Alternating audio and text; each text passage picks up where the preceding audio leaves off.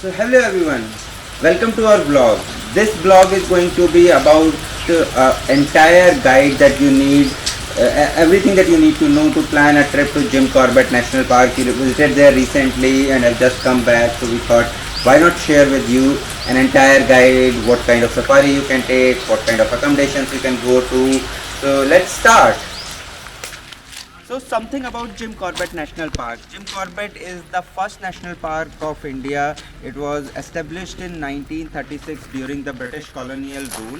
It was initially called the Heli Park, then the name changed to Ramganga National Park after independence, and later in somewhere around 56-57 the name was changed to Jim Corbett National Park, and this name was given in honor of the great wildlife enthusiast that Jim Corbett was.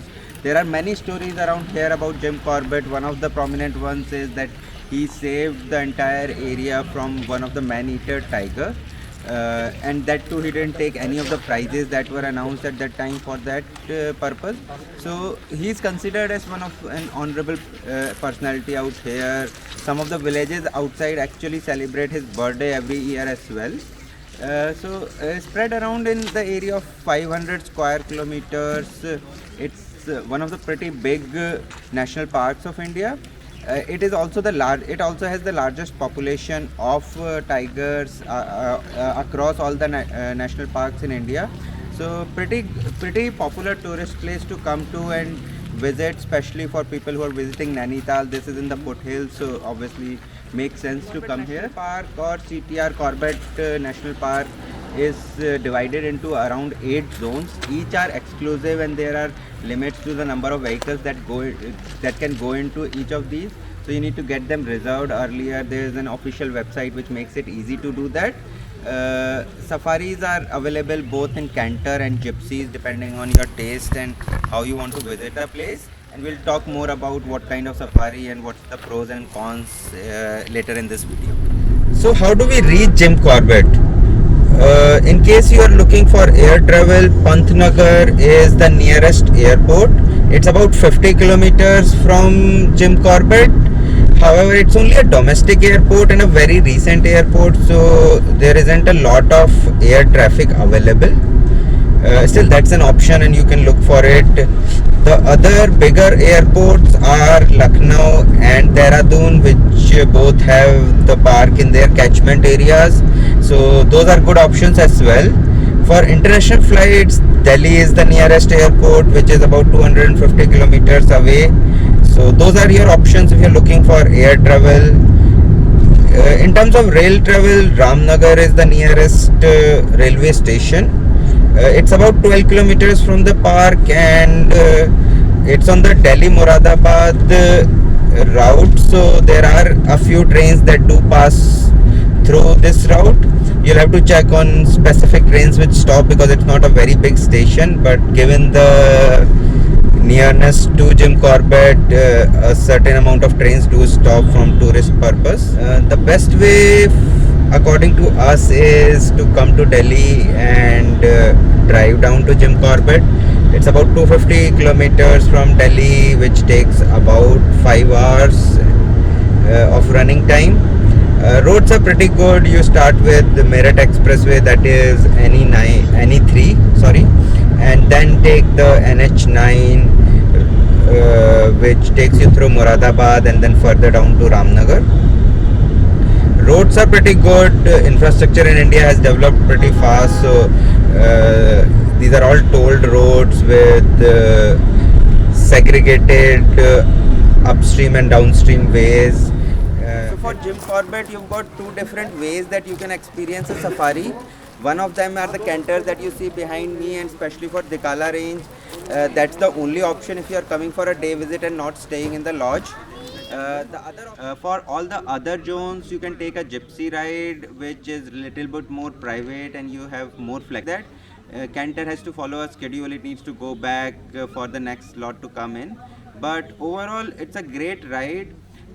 If you take a gypsy, it would approximately cost you 7,500 based on government rates, and if you go through travel agents, probably another $1,000.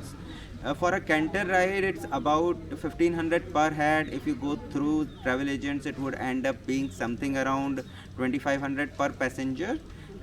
Kids below 12 years of age do not need a ticket on a canter, so if you are solo traveler or a small family, probably it would be economical. But other than that, Gypsy is also a great option. It takes you at some of those paths where the canter cannot go. So either ways, so right now we are in the Dikala range of Jim Corbett National Park. This is one of the most popular zones in the entire national park. This is especially because this was obviously the first one to create. This is the deepest one amongst all. Also, the reason is the sighting probability is particularly higher in this. Where do you stay if you come to Jim Corbett? There are primarily four kinds of accommodations that you can find here. One are the forest lodge, which are obviously filled with charm and inside jungle. They would come at around 5 to 6,000 per room, which could accommodate two folks and one kid. These are within the jungles. These are owned and operated by the forest department, and they come with two safari permits along with them. You'll obviously have to pay extra for your gypsy and the guide. The next that comes is room stays. If you are really looking for economical options, or if you are a solo traveler, you can obviously look at those homestays, which would come around 500 to 1000 rupees per night.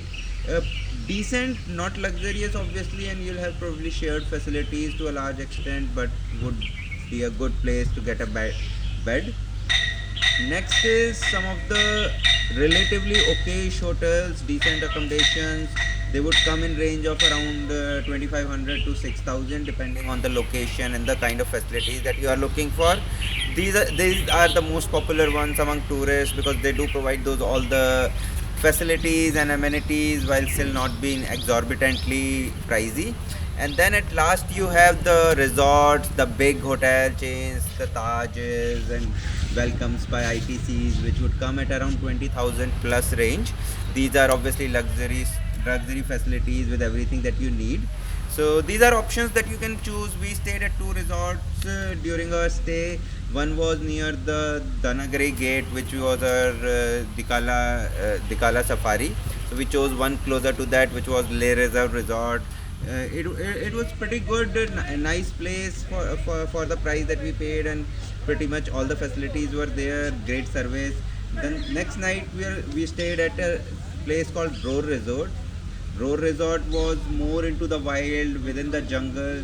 So this was more peaceful, calm, away from the city.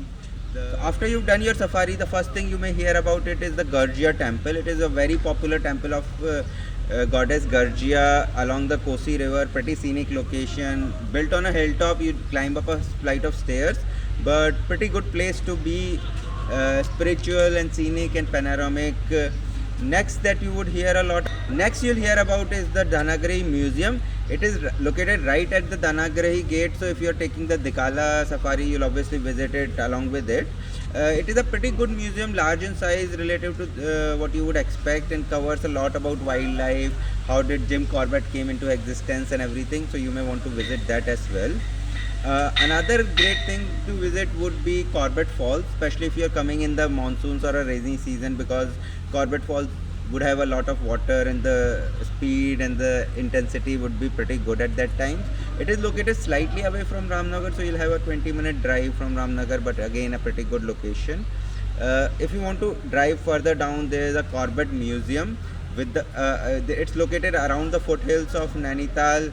It was actually the house of Jim Corbett, on whose name this entire national park has been set up. So that's a pretty interesting place to visit if you can drive that long. Another couple of things that you may want to visit is the Sitabani range or the Sitabani temple within the range. It's separate from Jim Corbett, so it does not come within the same administration and is maintained by a separate department within the forest organization. But again, a pretty dense forest place where you could go. You don't need a prior advance booking for that. You can go to the gate, get the permit and go in. So these are some of the areas that you may want to visit if you are coming there. You may want to explore Ramnagar as a town because it has slightly small townish countryside theme to it, and there are a couple of good restaurants that you can visit. Again, if you're looking for food options, there are plenty out here. we wouldn't recommend a specific place to eat, but you could definitely try two places that we tried on. One is Neil's Diner and another one is Village Vatika. Both of them pretty good, pretty decent places.